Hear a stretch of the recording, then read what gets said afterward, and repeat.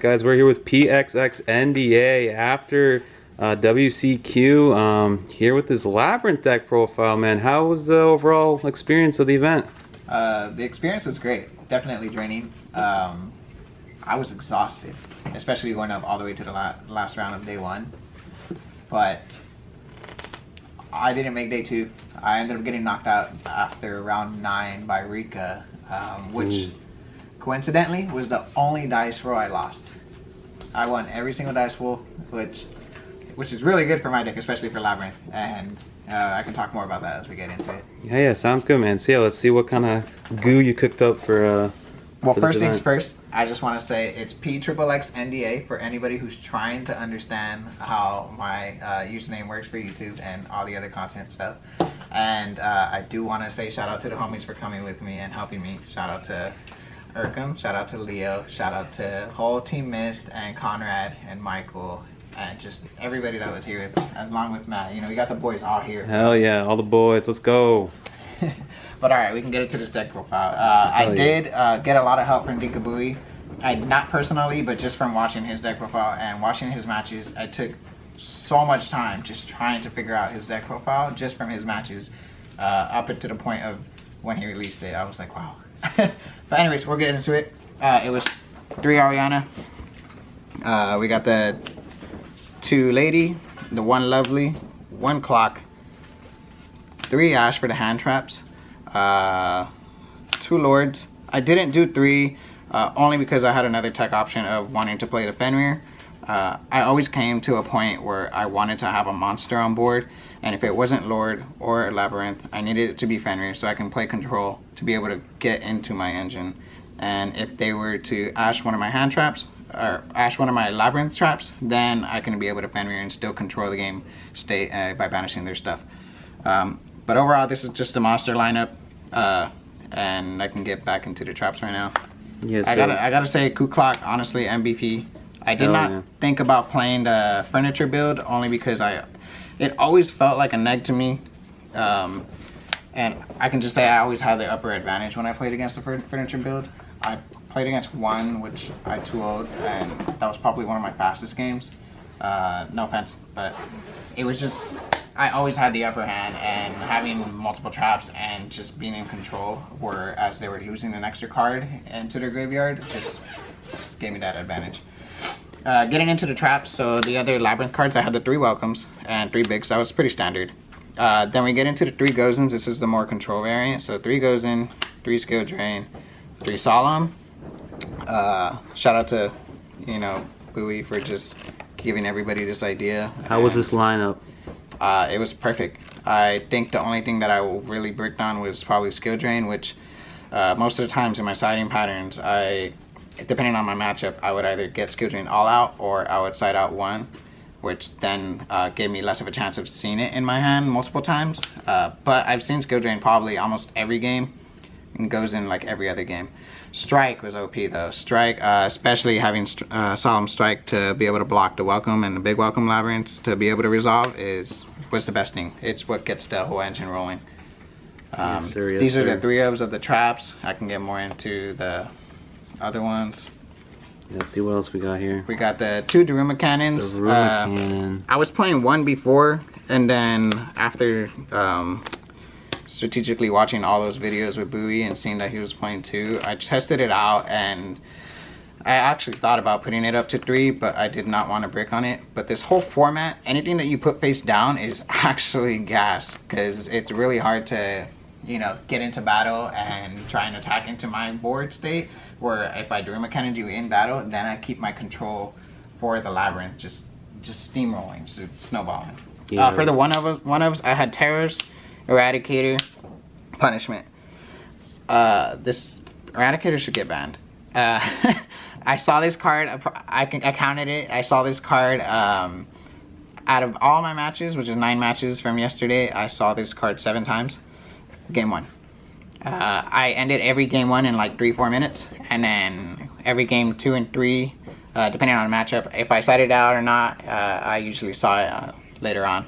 What's the most amount of cards you hit with E-Red? I actually did the whole Lovely Erad lock where I activate Lovely, chain Erad, and then I hit 4 spells, popped 1 card with Lovely. Oof. And he only had 1 card left. But the 1 card that I popped with Lovely was his engine starter, and the 1 card he had left was something that I could just book with the Daruma. So sounds good. That was nasty. That card does need to get banned. I have the 3 Super Polys and the 3 Pot of Prosperities. Pot of Prosperity, I ended up seeing like almost every game. But there was one game that I like hella bricked on it. I had all 3 Prosperities, and then I drew, it was 3 Prosperities, Daruma, Erad, and a strike. And I was like, oh my god, dude, if I get ashed on this Prosperity, I like lose. And I Prosperity, the guy didn't ash me. I saw Ariana. I got my whole engine steamrolling. Then he evenly'd me. And then next turn I had left the Daruma on my board. I ended up stalling, got Prosperity, did Ariana, did the whole board again, and then I still won. So it sounds like it worked out in the end. In my favor, yeah. Super Poly, best card in the game, honestly. I Super Poly everybody's board. It didn't matter what it was. You'll see the fusions. There was 2 fusions that I was missing, and one of them ended up coming up so many times, but I just didn't have access to it. But Super Poly, I gotta say, was gas. I'd probably play in any other deck. This card also needs to get banned, Prosperity. Getting into the extra deck, have Field Center, Totoro, and a shout out to the buddies back at home. They're the best. We got Predaplant, Starving Venom, Garua, Armaduke, Fossil, Mud Dragon, and 2 Entis, all for the fusions. Now for Super Poly targets, obviously, just these 5. I did miss Earth Golem, or Earth Golem was the one of the fusion that I came up so much, and That's I really wish like I the had it. 1 link plus Cyberse monster. Yeah, Earth Golem. Yep, exactly. And it's also like, I don't know. It's just it came up so many times. I wish I had it. Yeah. The most I've summoned was obviously Starving Venom, but I've summoned every single one of these all day yesterday. What were the reactions when you summoned this on a full fur eye or a full sprite board? So I actually did it to Rika. Rika. I did it to a Rika player, and he was shook because he said it's never happened to him all day, and I did it to the full Rika board, and all he had was the Rika XYZ, and then all I did was just attack over it, and he it just Baited the tribute effect on it.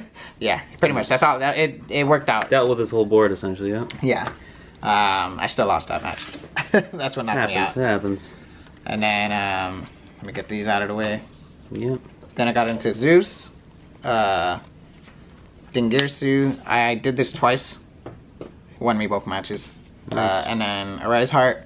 I never summoned Arise Heart, but it does come up where if I have Fenrir and I'm going up against the Cashier matchup and they Shingira me, then I just put Arise Heart up, and I have the chances where I can just build off of a wannabe macro, or I can just Turn it to a Zeus. turn it into the Zeus. Yeah. So vice versa. But again, never summoned it. I have Baron. This I summoned 3 times. I know that for sure. It was just Fenrir, Ash. Most of the time I just really wanted this negate to be able to have my engines And snowballing. start rolling, right? Yeah. If I never went into Baron, it's because I already had Strike, or I had a way to keep my engine going. Gotcha. Mudcracker, Lingrebo, and then the Tri-Brigade to be able to get the Guru into grave, get that extra draw. For that punishment. Never made Lingrebo. Never saw Ibly. Ibly was never there, but you just have to respect it. Yep. And then Mudcracker, I've made it a couple times, just summoning all the ladies and everything off of it. It was just gas. Alright, man, let's see that side deck. Side deck, we got into 2 Bell, 2 Magnuma, and 1 Druid Swarm. These are Euro, you know. Just shout out to my buddy. Nice and dark. Look at that. Yeah. Anyways, I used them all. This actually won me so many games.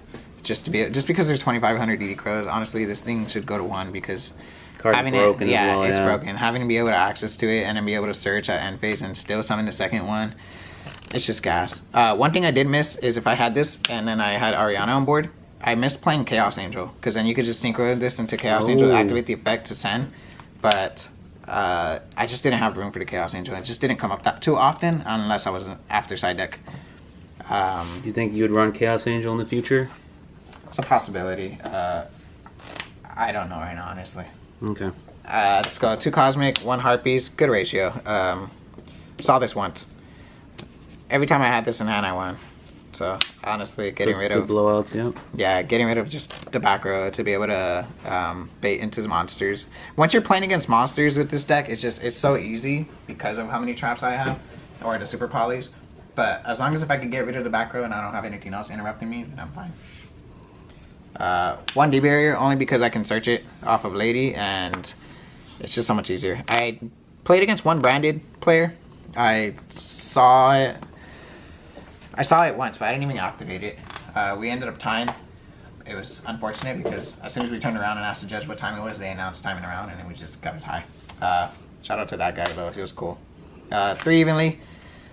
Every time I had it, every time I drew it, I resolved it. It was just evenly's gas. You get rid of all the interruptions, leaving them to 1, which puts you at a huge advantage because you have to pretty much evenly match them to match your game state so that you can slow them down and control the game.